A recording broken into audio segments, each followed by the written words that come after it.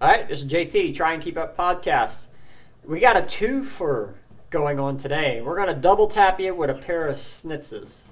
So, what nationality is that, Schnitz? German. It's German? It's German, yep. So, how many people pronounce it wrong? I know I did for a while. It's surprising, like when you go to the airports, they say Schnitz. More and more people get it right. It used to be not as common, but I think now they're starting to get the hang of it. Okay. So yeah, not too often anymore. Now, obviously, we're hearing from Ryan, and then there's the prodigy. We can't say prodigy, but the inevitable Trevor coming up behind him. So, y'all got some testing done in today? Yeah. How's it going for you, Trevor? We ran the super stock bike of Joey Gladstone's. He was kind enough to let us make a couple passes and run it this year. The best I went on it today was a 9:12, and that's with the wind blowing and kind of getting out of it and onto it, just because the wind just blows me to each side of the track. But to the 60 foot, I got that down. I learned a lot today about the 60 foot, and I can now get used to it running 155s, 150s consistently. So, yep. Proud about that. So, what's been the, if you had to put a challenge on it, what's been your biggest challenge on adapting? Definitely the launching. Just the launching from the stock motor bike, just dumping the clutch because it has a Gen 2, to now actually having to learn how to use the throttle and the clutch at the same time is really a challenge. And I'm trying as hard as I can to get used to it, but I can see why people say as hard as it is. It's really hard. So. It's got to be a joy, and this is me more picking on your dad than anything else. But sending him home early would be nice too. Yeah. There's an ongoing bet about taking me out the first time he does. He's going to be pretty excited about it. Good. Somebody's gonna have to buy the other person dinner type thing. Yeah, we got $100 deal on it. So when he beats me, he gets $100. So we'll see if that ever happens. Now, when you started out, racing, when you think back of how you started out compared to how Trevor's doing, I mean, obviously he has a wealth of experience to lean on too. I mean, you've been around this stuff forever, but what kind of starting out differences are you seeing compared to yourself to Trevor? I mean, it's been actually pretty similar in the aspect that I started off on a top gas drag bike, wheelie bars, 7-inch slick. Oh wow! Okay. So I was kind of in the same boat Trevor is now. It was more simple to ride. It had a 2-step, hold the clutch button down, wide open, let go of the button, and shift down the track. Trevor's GSXR 1000 that he races, it was the same type of way. It's a Gen 2 clutch, so you kind of throw the clutch away, and there's a lot less rider involvement in that. Okay. From there, I started racing 600 Super Sport, and did that for a few years. And Trevor's kind of doing the same thing now with the 1000 Super Stock bike. So it's kind of like living 20 years ago. We're doing the same stuff. It's just 20 years later. Different classes, different bikes, but the same type of rider input. Not being so much into it, just more used to getting accustomed to the speed and how things work, and then moving on to more rider development and learning how to ride and slip the clutch and feel the wheelie and really have more of a rider input into it. How much you take away from your dad? So Everything. when you get into it, I mean, I know that's kind of a dumb question for some people that are in the motorcycle listening, but I mean, it's just that influence. Do you see yourself? Well, I remember him doing this. Yeah. Is there a lot of that? Watching him for the past 16 years, everybody says I look just like him. Well, I mean, he's the best I've ever seen, so I want to be kind of like that, in the sense that I want to drag my feet like he does. I want to, being focused in the lanes with my visor down to braking on the track is, same thing. So. Right. Trevor definitely emulates a lot of the same things I've done, and I notice it too. I'm like, why is he doing that? I was like, well, I guess I kind of do that. I guess I'm doing that. That's not right, but yeah, and I did a lot of the same thing when I first started watching Keith Dennis and Chip Ellis and Ricky, watching just every time Ricky was making a pass, I'd go up to the starting line and watch him and just be in awe of how much control they had.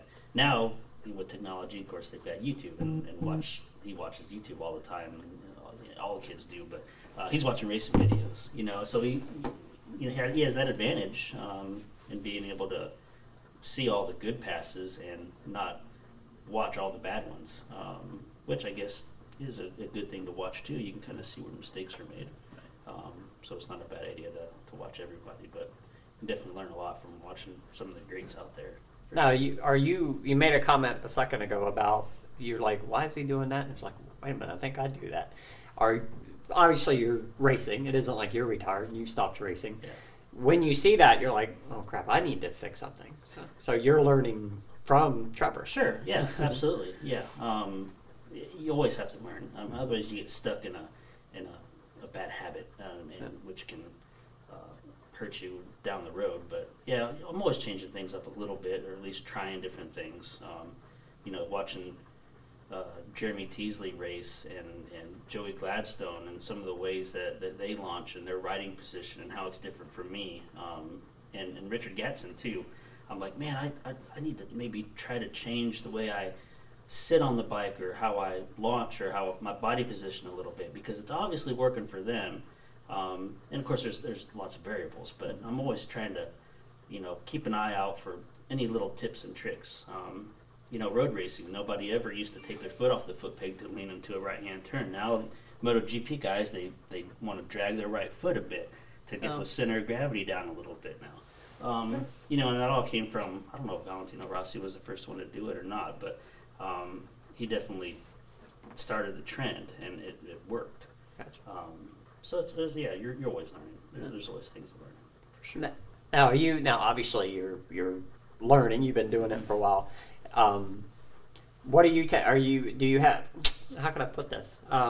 Your style. Can you see your own style developing? Yes. Say, okay, my dad does this, but I'm not quite comfortable with that. How is your style developing? The way he drags his feet, that changes a lot. He kind of puts it to the side in a way, and I can't really do that, so I kind of just, I can see where my shoe's just eating up, because I just have kind of like the toe on the ground, and he has really his whole foot, and I just thought it was better for me to just use kind of like my toes instead of my whole foot. So okay.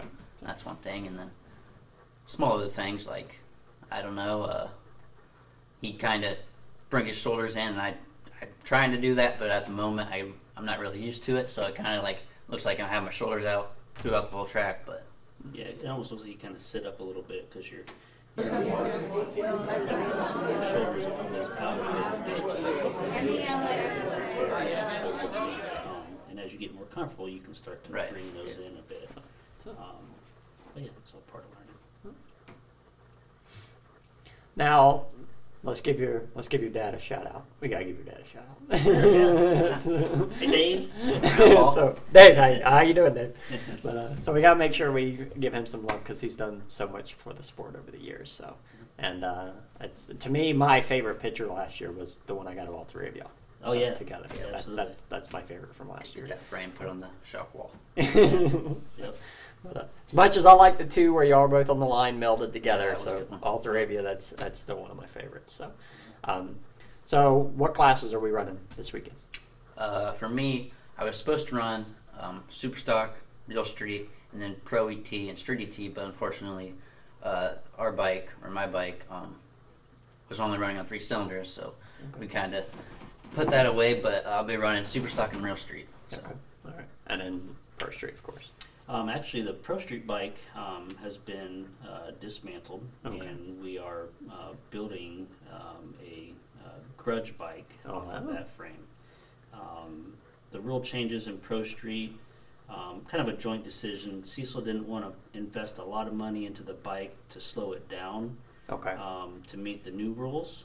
So he said, man, I really want to try to speed this thing up, and maybe we'll do some grudge events. There's been a number of high dollar grudge events that have happened in the last year or two, and we want to try to put our name in the hat on that. Okay. So we're going to compete in that.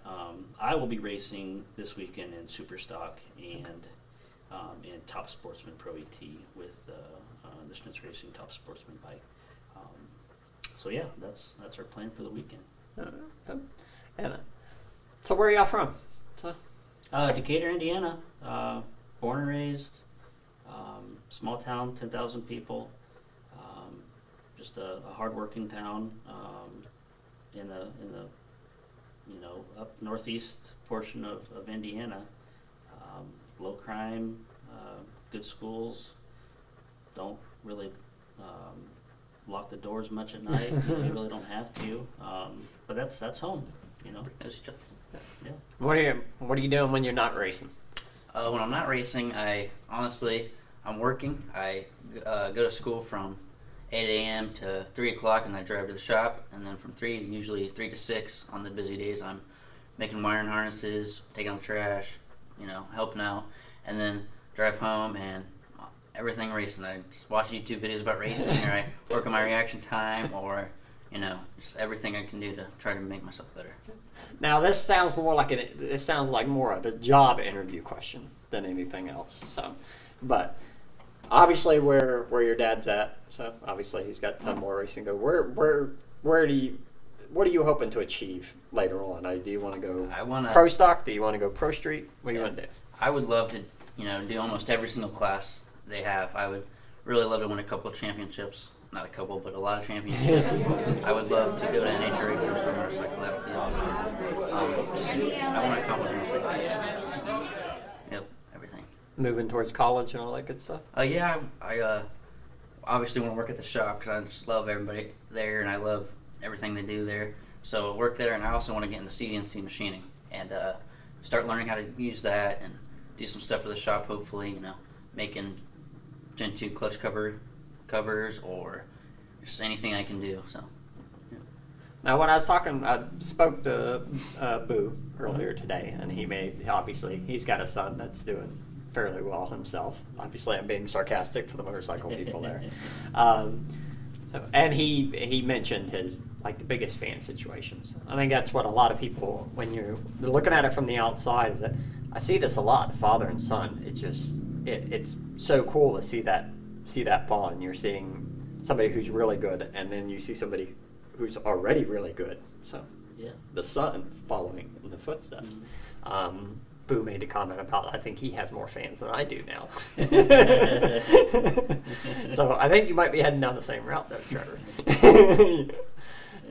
But as a father, I mean, I know it's kind of, I've got boys. They're not in the motorsports, obviously, but I know it's kind of hard to describe. But when you've got your son coming up behind you doing as well as he's doing so early on, I mean, Yeah. obviously there's pride, but There's a lot of pride and really just a sense of awe. Like, wow, he's really good. He's doing better than expected, because I never tried to say, oh, remember, he's going to go out first time out and he's going to go fast and everything's going to be great. I was hoping for the best, fearing the worst, as far as he might get scared or be really timid or something may happen.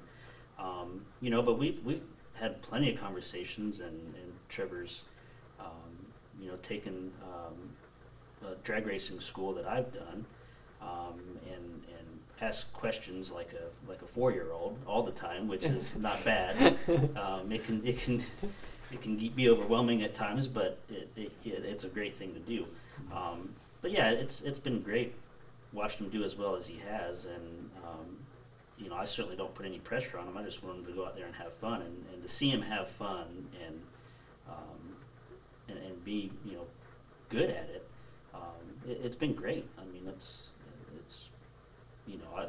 I've told Cecil and Sarah that this is great. If this keeps going, I have no problem just being a crew chief. I enjoy racing. I like the camaraderie. It's camping with a purpose. You see the same people, and you work on bikes and you race and you grill and you have fun, and being able to enjoy that with your kids is really something special. that's cool. So, well, I know we're gonna let them go get some rest, so we got some racing. It's not gonna be the last time we talk through the season as it unfolds, but I want to appreciate y'all for coming on board and helping me get this podcast stuff kicked off. And it's thank you for everything you've done, and thank you for everything you've done and are going to be doing, because we can see it coming in you. So well done, Trent. Yeah, we're looking forward to it. Appreciate it. Thank you. Thank you. All right, y'all. Thanks for listening. They shall be back.